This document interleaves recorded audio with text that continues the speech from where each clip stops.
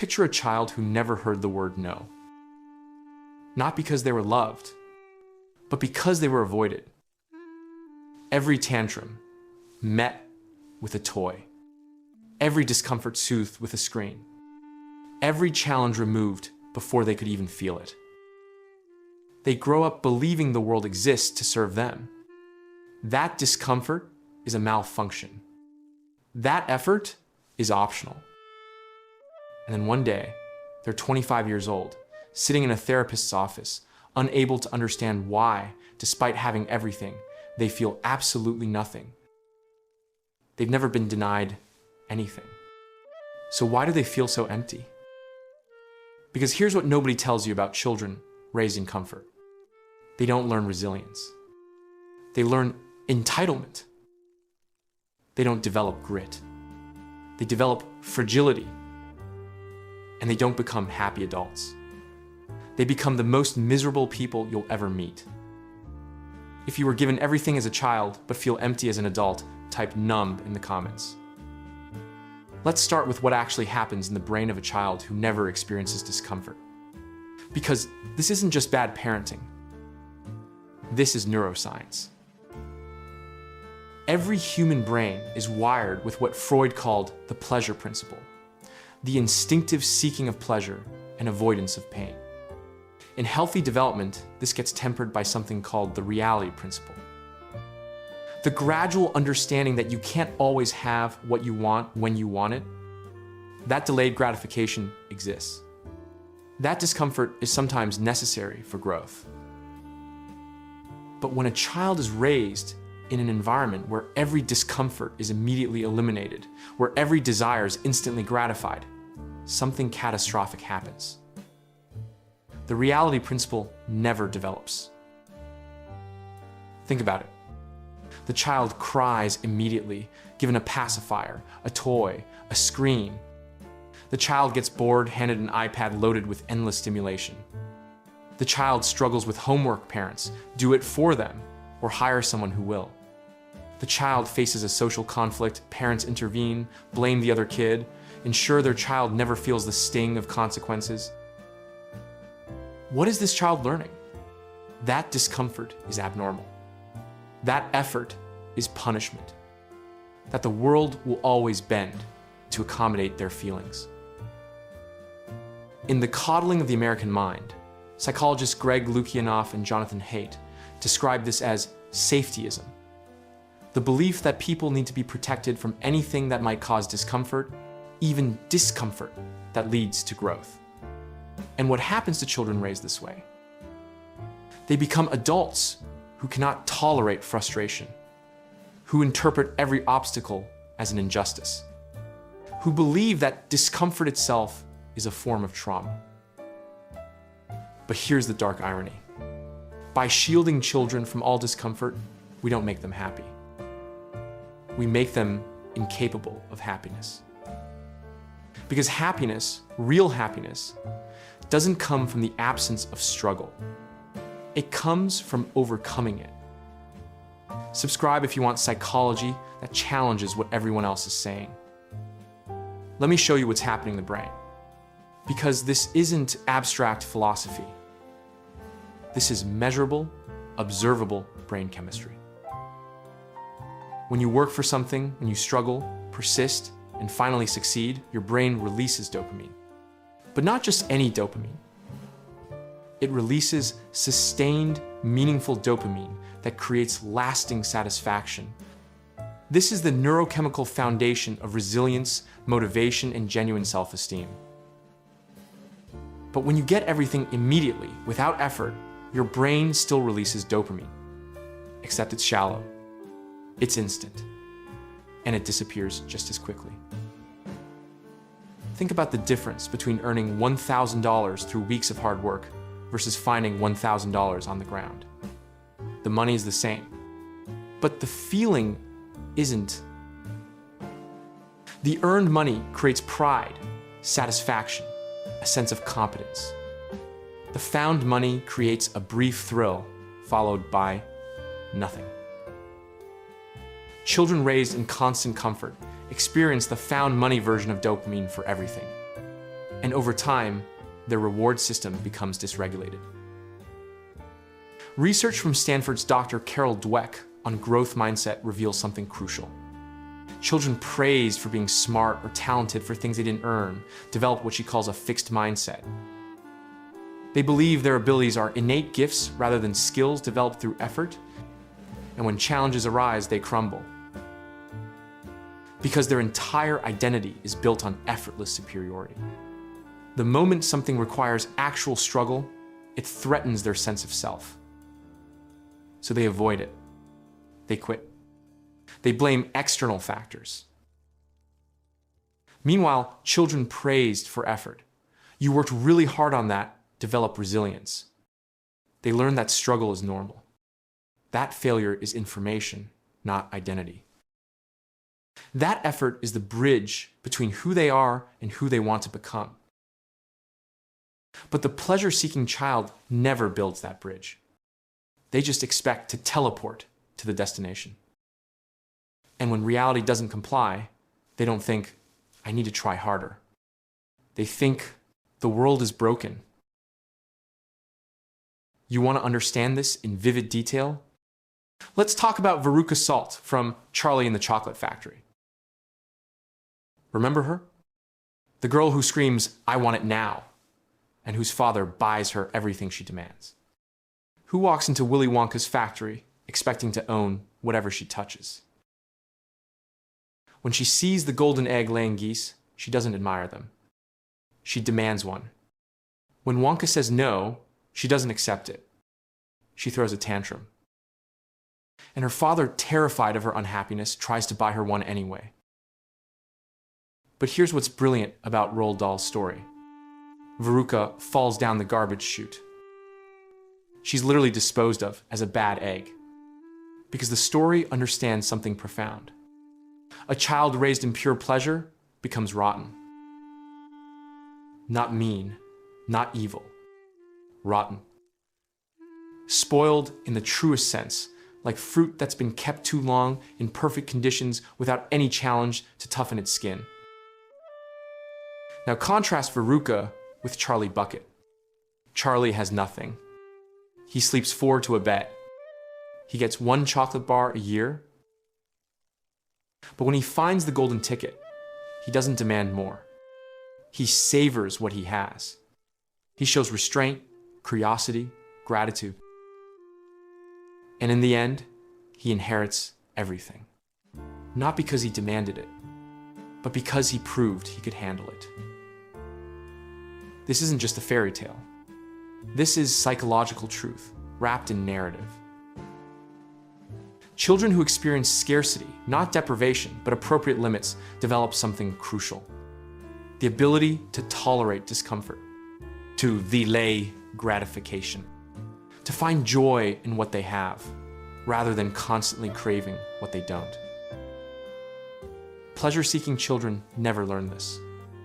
They become Veruca. And the world, eventually, treats them like bad eggs. Were you more like Veruca or Charlie growing up? Be honest in the comments. Now let's talk about what happens when these children become adults. Because the pattern doesn't just stop. It accelerates. Remember, their brain has been conditioned for instant gratification. Every desire met immediately. Every discomfort eliminated. So as adults, they chase pleasure compulsively. But pleasure, when pursued directly, is a moving target. Psychologists call this hedonic adaptation, the phenomenon where pleasurable experiences lose their impact over time. The first time you eat your favorite food, it's amazing. The 10th time in a row, it's boring. The first time you buy something you want, there's a thrill. But that thrill fades almost immediately, and you need to buy something else to feel it again. This is the dopamine treadmill. You're running faster and faster, consuming more and more, but you're not getting anywhere. You're just exhausted. Think about the character of Ignatius J. Reilly in A Confederacy of Dunces. He's a grown man living with his mother, refusing to work, spending his days eating and complaining about how the world fails to recognize his genius. He believes he's entitled to comfort and admiration without effort. And when the world doesn't provide it, he doesn't adapt. He rages. He blames. He spirals. He's a tragic comic figure because he represents what happens when the pleasure principle never matures into the reality principle. You become incapable of functioning in a world that requires effort. Or look at Tom Buchanan in The Great Gatsby. Born into wealth, never had to work for anything, casually cruel because consequences have never touched him. He's not happy. He's bored. He's restless. He creates drama and pain for others just to feel something, because pleasure without contrast is just numbness. These aren't villains in the traditional sense. They're psychological case studies of what happens when human beings are raised without friction. Subscribe, because someone you know is on this treadmill right now, and this might be the wake-up call they need. Now, here's where it gets really dark. Because pleasure-seeking children don't just become unhappy adults. They become fragile adults. Let me explain the mechanism. When children are shielded from all discomfort, they never develop emotional regulation skills. Think about it like a muscle. If you never lift anything heavy, your muscles atrophy. If you never experience discomfort, your ability to tolerate it atrophies. So these adults enter the world with the emotional resilience of tissue paper. The smallest setback feels catastrophic. They don't get the promotion they want, a devastating identity crisis. Someone criticizes their work, they interpret it as a personal attack. A relationship ends, they can't fathom why someone wouldn't want to be with them. In The Anti-Fragile, Nassim Nicholas Taleb describes 3 types of systems. Fragile systems break under stress. Resilient systems withstand stress. Anti-fragile systems actually get stronger from stress. Healthy development creates anti-fragile humans. People who grow stronger through challenge. But pleasure-seeking children become the most fragile type of human possible because they've never been tested. They've never failed and recovered. They've never experienced discomfort and realized they could survive it. So when inevitable adversity arrives, and it always does, they shatter. Look at Dudley Dursley from the Harry Potter series. 36 presents on his birthday, and he throws a tantrum because it's 2 fewer than last year. That's not a bratty kid. That's a psychological portrait of someone whose parents destroyed his capacity for gratitude by giving him everything. By the end of the series, when Dudley finally faces real danger, when he's forced to confront a reality that doesn't revolve around him, he begins to develop actual character. But only because he finally experienced something his parents couldn't shield him from. Here's the part that's going to make you uncomfortable. Because we're not just talking about spoiled rich kids. We're talking about an entire generation raised on instant gratification. YouTube algorithms that serve up exactly what you want. Food delivery apps that bring anything to your door in minutes. Social media that gives you validation without actual connection. Streaming services that eliminate the frustration of waiting for your favorite show. Technology has democratized the pleasure-seeking childhood. You don't have to be rich to be raised in comfort. You just need a screen. And the effects are exactly the same. Shortened attention spans, inability to tolerate boredom, constant need for novelty, fragility in the face of discomfort. In Stolen Focus, Johann Hari documents how constant stimulation is literally rewiring our brains, making us less capable of sustained attention, deep work, meaningful accomplishment. Because meaningful accomplishment requires discomfort. It It requires frustration, confusion, the messy middle where you don't know if you'll succeed. But if you've been conditioned to eliminate discomfort immediately, you'll never push through that middle. You'll just quit and find something easier. This is why so many people today start projects and never finish them. Start relationships and bail when things get hard. Start careers and jump ship the moment it gets challenging. Not because they're lazy, but because their nervous systems were never trained to tolerate the discomfort necessary for achievement. Think about the movie WALL-E. The humans on the Axiom spaceship live in complete comfort.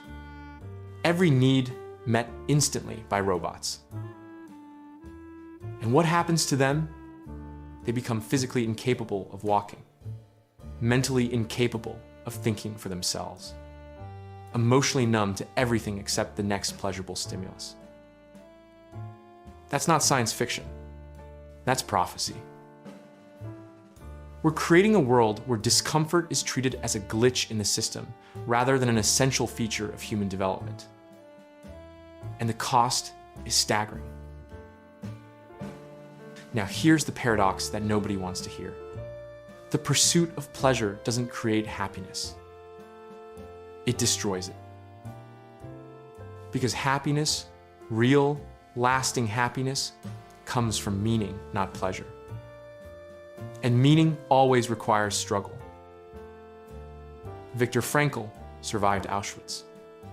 In Man's Search for Meaning, he writes that the people who survived the concentration camps weren't the strongest or the luckiest. They were the ones who found meaning in their suffering. The ones who believed their pain served a purpose that they needed to survive, to tell the story, to reunite with loved ones, to prove that human dignity could endure anything. Frankl concluded that meaning, not pleasure, is the primary motivational force in human life. But meaning can't exist without struggle. You can't have a meaningful life by avoiding all discomfort. Think about the most meaningful experiences of your life. Were they easy? Graduating college meaningful because it was hard. Building a relationship meaningful because it requires work.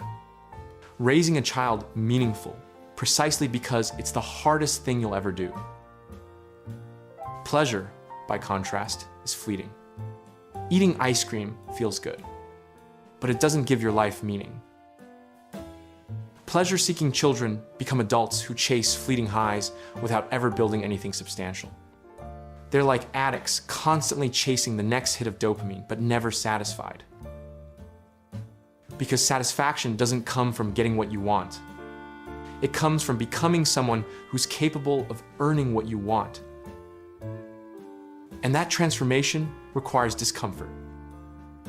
Engagement CTA, what's the hardest thing you've ever done that made you genuinely happy?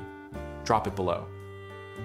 So if you're watching this and recognizing yourself, if you realize you were raised in comfort and now you're struggling with fragility, with numbness, with the inability to finish what you start, what do? First, you have to accept something painful. Your parents didn't do you a favor by making everything easy. They handicapped you. Not intentionally. They probably thought they were showing love. But protection became prison. Second, you have to deliberately expose yourself to discomfort. Not trauma, not suffering for its own sake, but controlled, purposeful challenge. Start small. Take a cold shower every morning, not because it's pleasant, but because it trains your nervous system to tolerate discomfort. Exercise until it hurts. Push past the point where your body says stop and discover that you're stronger than you thought. Do something boring without distraction. Sit for 10 minutes with no phone, no music, no stimulation. Just you and your thoughts. This is what psychologists call discomfort training. And research shows it works. Studies on voluntary discomfort, like intermittent fasting, cold exposure, or deliberate practice, show that people who regularly challenge themselves develop significantly higher distress tolerance. They don't just survive discomfort. They start to prefer it. Because their brain learns discomfort equals growth. Third, you have to reframe struggle. Stop seeing obstacles as injustices. Start seeing them as opportunities. The Stoic philosophers understood this 2,000 years ago. Marcus Aurelius wrote, "The impediment to action advances action. What stands in the way becomes the way." Meaning, the obstacle is the path. You don't get strong by avoiding weights. You get strong by lifting them. Finally, you have to build meaning through voluntary sacrifice. Choose a goal that matters more than your comfort. Want to write a book? That means sacrificing Netflix binges for months of frustrating work. Want a meaningful relationship? That means sacrificing your ego, your need to always be right, your fear of vulnerability. Want to build something that lasts? That means sacrificing instant gratification for delayed reward. This is the anti-fragility protocol. And it's not easy. In fact, that's the point. Let me show you what redemption looks like. Because there are examples of people who break this pattern. Think about Thor in the Marvel films. At the beginning, he's arrogant, entitled, born into power and privilege. He expects the universe to bend to his will, because it always has. But then Odin strips him of his power and banishes him to Earth. For the first time in his life, Thor experiences limitation, struggle, failure. And it breaks him, but it also rebuilds him. He learns humility. He learns that worthiness isn't given, it's earned. He learns that true strength comes not from power, but from character, forged through adversity. By the end of his arc, he's worthy again. Not because his father gave him back his hammer, but because suffering made him someone who deserved it. Or look at Prince Zuko from Avatar: The Last Airbender. Raised in luxury and privilege as the Fire Nation prince. But when he's banished and forced to struggle, forced to confront his own weakness and failures, he transforms. The comfortable prince becomes the wise, compassionate mentor, not despite his suffering, but because of it. These stories resonate because they reflect psychological truth. Comfort creates weakness. Struggle creates strength. But you have to choose the struggle. It has to be voluntary. Because involuntary suffering just creates resentment. But voluntary challenge, that creates character. So here's what I want you to understand. If you were raised in comfort, if you were given everything, if your parents removed every obstacle from your path, I'm not telling you this to make you feel guilty. I'm telling you this to set you free. Because you're not doomed. You're just starting from a different place than you thought. You thought you had a head start, but really, you're behind. And that's okay, because now you know. Now, you can make the conscious choice to embrace discomfort, to pursue challenges rather than avoiding them, to build meaning through struggle rather than chasing pleasure through consumption. The dopamine treadmill is a trap. The pursuit of comfort is a dead end. Real happiness, the kind that lasts, the kind that sustains you through dark times, comes from meaning. And meaning comes from doing hard things. So stop running from discomfort. Stop expecting the world to accommodate your feelings. Stop waiting for happiness to arrive in a package you didn't have to work for. Choose the harder path. Choose the challenge that scares you. Choose to become someone who's earned their happiness rather than someone who demands it. Because that's the only way out of the pleasure trap. That's the only way to transform from a fragile adult into an anti-fragile human. You weren't given resilience, so build it. You weren't taught to tolerate discomfort, so train yourself. You weren't raised to be strong, so become strong anyway. Because the alternative is a life of numbness, fragility, and constant disappointment. And you deserve better than that. The pleasure-seeking child got everything they wanted, and it made them miserable. Don't be that adult. If this changed how you see yourself, hit that like button right now. And subscribe, because this message needs to reach every parent raising kids in comfort and every adult who's realized they're trapped on the hedonic treadmill. What's one hard thing you're gonna do this week on purpose to earn your own respect?